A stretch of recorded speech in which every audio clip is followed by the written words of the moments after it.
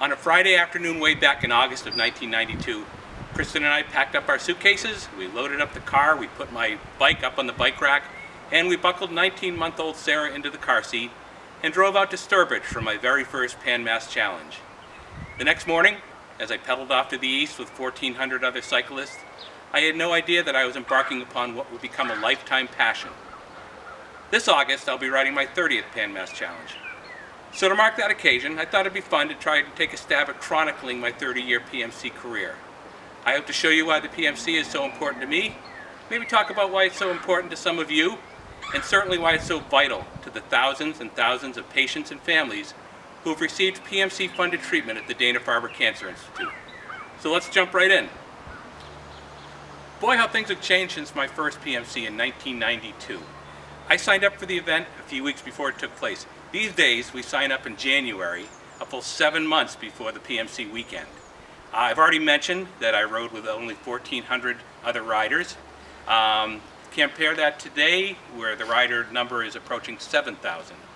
While my memories are a little bit fuzzy from 1992, 30 years down the road here, there's one thing that I remember distinctly. It didn't take too long that very first morning for me to understand that the PMC was something that I wanted to do for a very long time. As you're going to see shortly, PMC fashion plays a big part in this video. Unfortunately, I can't model any rider jerseys from 1993 or 1992 for that matter, because we didn't get rider jerseys. Instead, they gave us t-shirts. Thick, cotton, sweat-absorbing, heavy t-shirts that I swear to God weighed about 100 pounds by the time we had ridden 10 miles. I can assure you that those t-shirts have since been washed, and they currently reside in a very cool PMC t-shirt quilt that Kristen had made for me a few years ago. 1994 brought with it a couple of very big developments on the PMC front.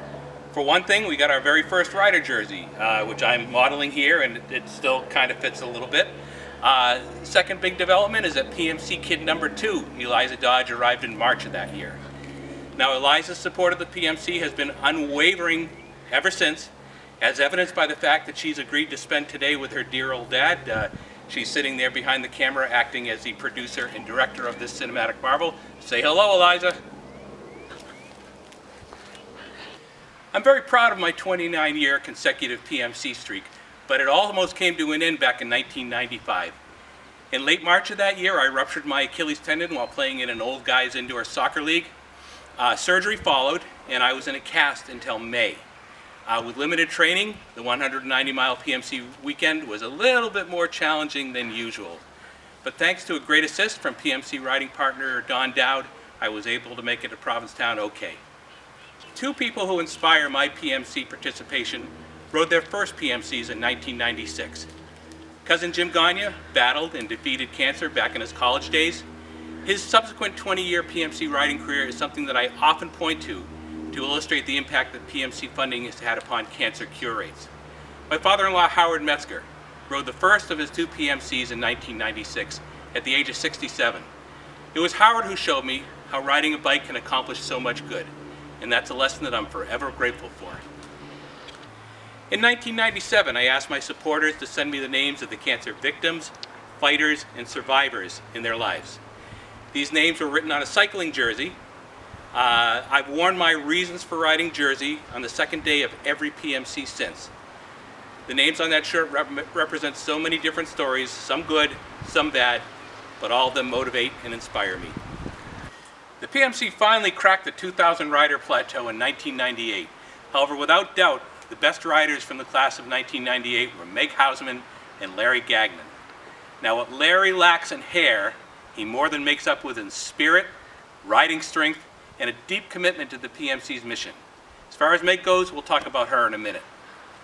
In 1999, I was one of the many believing that Lance Armstrong was our cancer-beating, Tour de France winning messiah. Now, yes, he beat cancer, and that's absolutely wonderful. But Lance, did you really have to go and ruin such a great story? It was a sad afternoon at Mass Maritime Academy in the year 2000. The usual joyous vibe that we experienced after completing the first day of riding for every other PMC was muted with news that a PMC rider had been struck and killed while out on the course. I was able to take some consolation from that year nonetheless. For the first time ever, I raised over $10,000 for the year, and I was able to ride with PMC rookies and cousins Mark Gagne and Richard Holt. I thought that it would be a great idea to mark my 10th PMC by extending the ride for an extra day. So on the Friday before PMC weekend, I rode from the New York-Massachusetts border to Sturbridge. Now, I'm capable of a good idea every once in a while, but this was not one of them. The extra 93 miles ridden on Friday in 93-degree heat were just miserable, and they really adversely impacted the rest of my PMC weekend that year. I won't do that ever again. Following in the footsteps of his father, the family's original cycling philanthropist, my brother-in-law Howard Metzger Jr. drove all the way from Ohio in 2002 to ride his very first Pan Mass Challenge. And that's something that he's done every year since. Now, Howard's a physician, so he understands the horrors of cancer, but he also understands and recognizes the progress that's been made in research and treatment. In 2003, the Boston Red Sox became a presenting sponsor of the Pan Mass Challenge. It's sponsorships such as that provided by the Red Sox, which allows the PMC to give 100% of every rider-raised dollar directly to cancer research and treatment.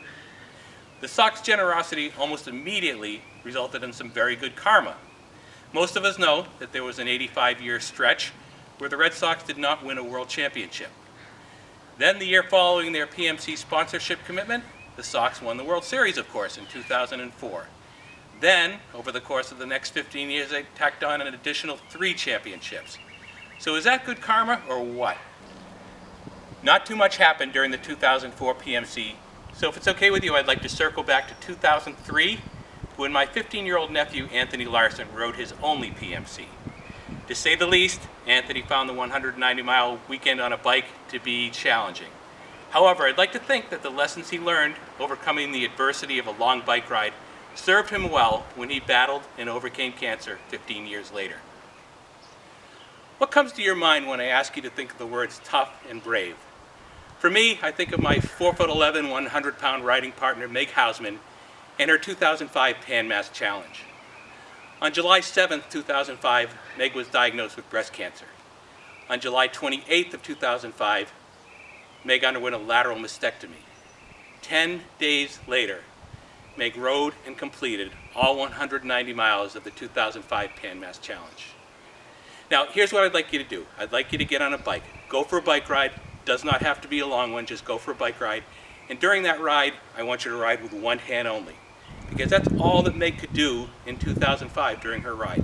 She completed the whole thing riding with one arm. So, after you've done your bike ride, you too will have a full appreciation as to why I think Meg is so tough and so brave. It was a real kick for me when Sarah Dodge became a PMC rider in 2006 and 2007. She and I rode as members of Team Kathy, a group that I'll talk about in a moment. Just like Eliza, Sarah has lived the PMC in one way or another for her entire life. So it was really nice for her to be able to experience the event while sitting on a bike. Another highlight of 2006 was the presence of my mom and dad. Obviously 2 of my biggest supporters in life, and certainly as it applies to the PMC. When Kathy McCumber succumbed to colon cancer, her family and Holliston friends formed Team Kathy. 18 of us rode together in 2006 and 2007 and raised a cumulative total of over $182,000. Unfortunately, not every cancer treatment story has a happy ending. But when the worst happens, Team Kathy epitomized the best thing to do. Get up off the floor and fight back. In 2008, my amazing group of PMC supporters laughed in the face of a major economic recession. That year, somehow, I reached my highest fundraising total to date. You folks constantly amaze me with your generosity, but never more so than in 2008. Boy, do I appreciate every single one of you.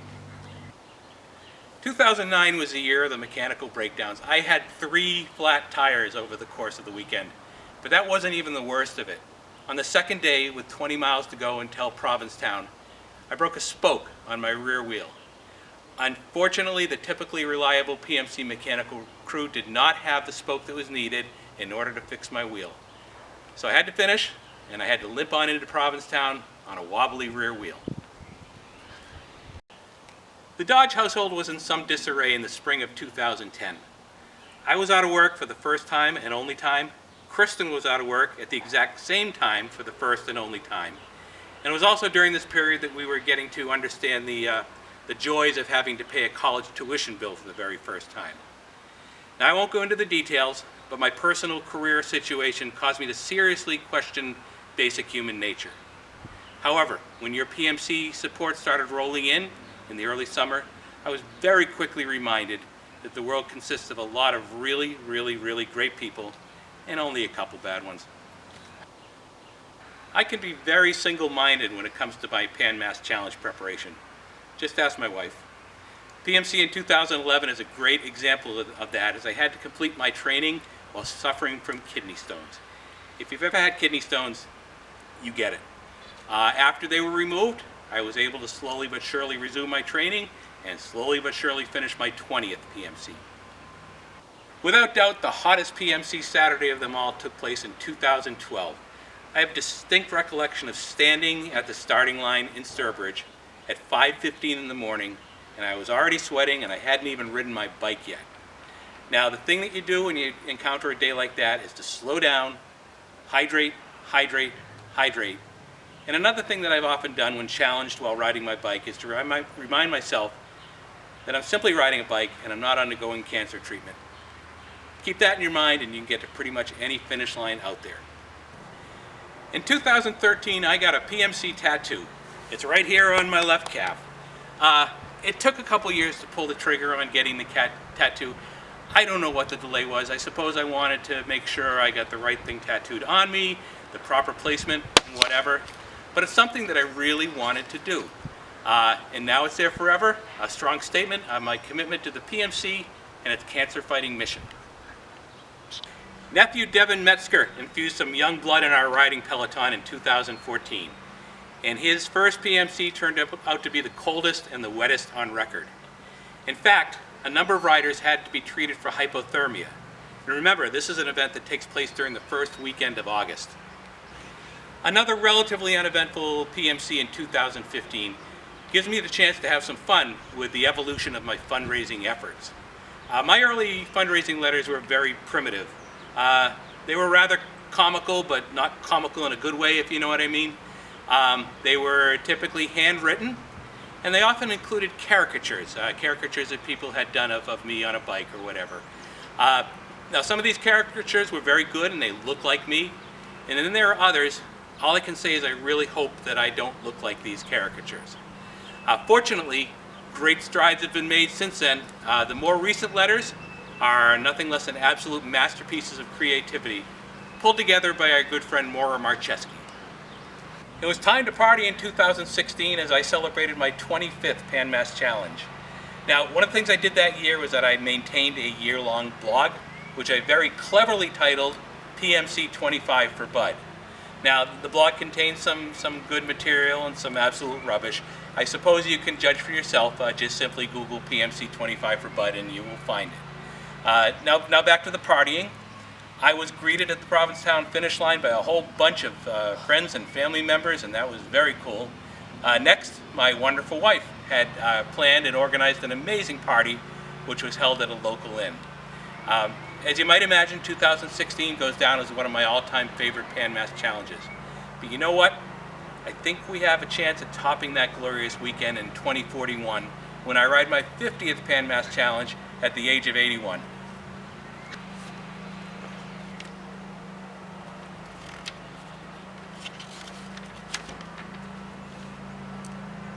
"30 years later, and this thing is a success. Yet an unsung hero's efforts I am remiss to not address. Kristen's PMC contributions are worthy of great praise, so let me now reflect and try and count the ways. Training is a must as I ride to drop some pounds, but when I'm away and on my bike, I'm simply not around. Kristen accepts this absence as a necessary evil, separation needed to eliminate cancer's upheaval. Hot and sweaty after a ride, I show my appreciation by adding to the laundry basket a malodorous conglomeration. Washing machine and rubber gloves and maybe a gas mask, yet if it leads to curing cancer, she stands up to the task. During early summer, you're sent the letter that I'm holding. But before the post office visit, there's lots of addressing and folding. Kristen directs that process with amazing organization, another contribution that earns my adoration. Our wonderful PMC backers are often generous to a fault. And in July around our house, we could really use a vault. Your checks must be accounted for and sent to the PMC. Who takes care of that job, you ask? Why, the lovely KMD. So now you all can plainly see the Dodge PMC effort is way more than me. Every mile that I've ridden, I've had a partner who's been way too hidden. Because Kristen shares this passion I possess, more people have realized cancer treatment success. That fact is important, and vitally so, but there's one last thing that you do need to know. 30 PMC rides could not have been completed without Kristen's support, which I have always needed. So I ask you this simple question, though the answer is clear-cut. The day I married Kristen, did I overachieve or what? In 2018, my lifetime PMC fundraising total eclipsed $300,000. That number just amazes me, it blows me away. But it really only means one thing. It means that I'm blessed to know a lot of kind, generous, thoughtful, caring, magnanimous, and wonderful people. The part that all of you play in this PMC thing is vital. I've often said that without your support, the PMC would be nothing more than a heck of a lot of time sitting on a very uncomfortable bicycle seat. Thank you so much. But there's a certain group of my PMC supporters who deserve some extra special recognition. The PMC Supporters Hall of Fame consists of those who have donated to every single one of my 29 PMCs. Here they are.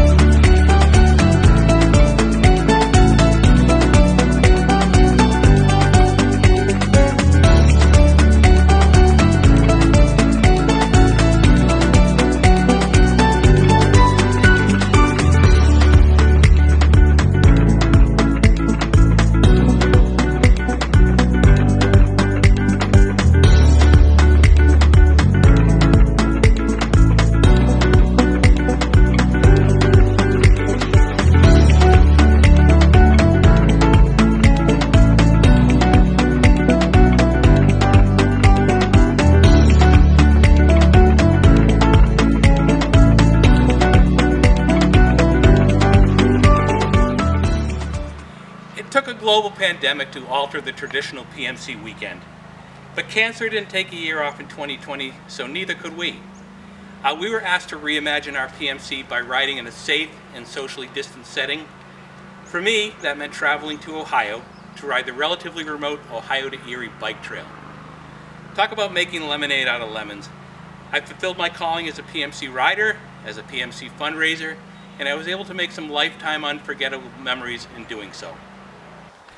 So what will PMC number 30 look like this year? Well, the traditional PMC route has been reopened, but with some pretty major restrictions. Furthermore, I feel like spending 2 days in close quarters with hundreds of other people is not quite yet a good idea. So my riding pals and I have decided that we're going to reimagine our ride once again this year.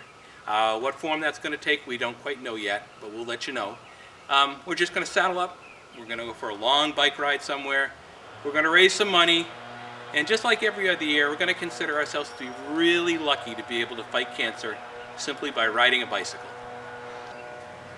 I sure hope that you enjoyed this walk back in time. It was fun for me to think about all the wonderful experiences that I've had related to the PMC. What wasn't quite as much fun was trying to get in and out of some of those old cycling jerseys. I'd like to close with two thoughts. First, I'm happy to report that there are many favorable cancer statistics out there to choose from. My favorite is that there's been a 29% decline in cancer death rates from 1991 to 2017, and that's roughly the same period of time that I've been riding the PMC. For me, that's tangible proof that every drop of sweat and every turn of the pedal was well worth it. But none of the advances in cancer research and treatment would be possible without the funding that many of you have provided for the last 30 years. I can't thank you enough for the essential role that you play in this chain of philanthropy. It's really quite simple. I ride my bike, you open your checkbook, cancer research and treatment is funded, more cancer patients are successfully treated, then they and their loved ones lead happier lives. Thank you so much for watching.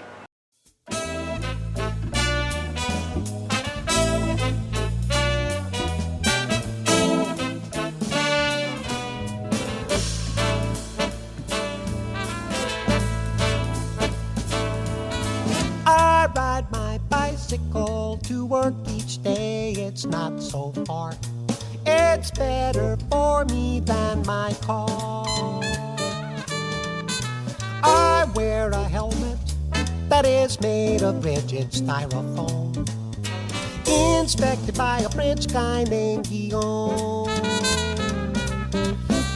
I downshift my Shimano gears, I pedal hard and I'm out of here. Ooh, glad I am that the coast is clear, glad I am to be my bicycle and me.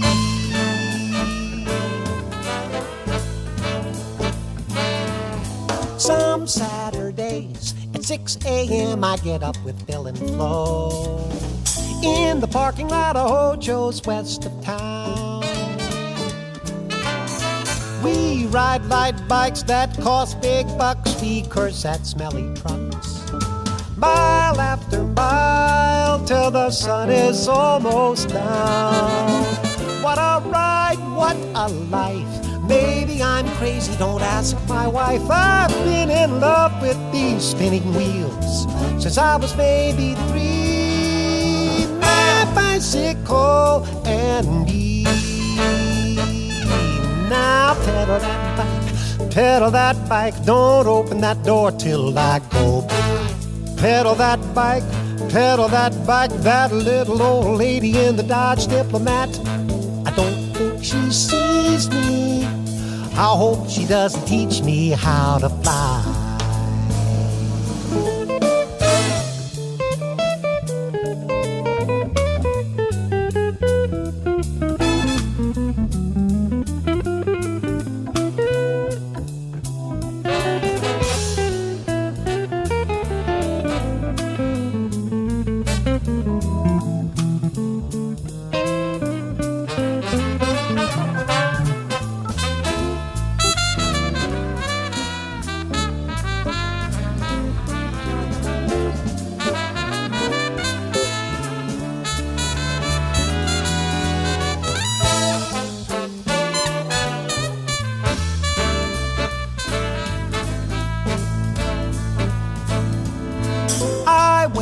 Lycra, it fits really closely to my skin.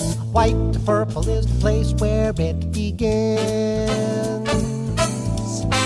I pad my butt and I'm careful to stay out of ruts. Wrap around sunglasses, I'm an alien. Feel my heart go pit-a-pat. Hello big hill, goodbye fat. Life goes by just like that. A 40-something's free. Yes, my bicycle, my bicycle, my bicycle.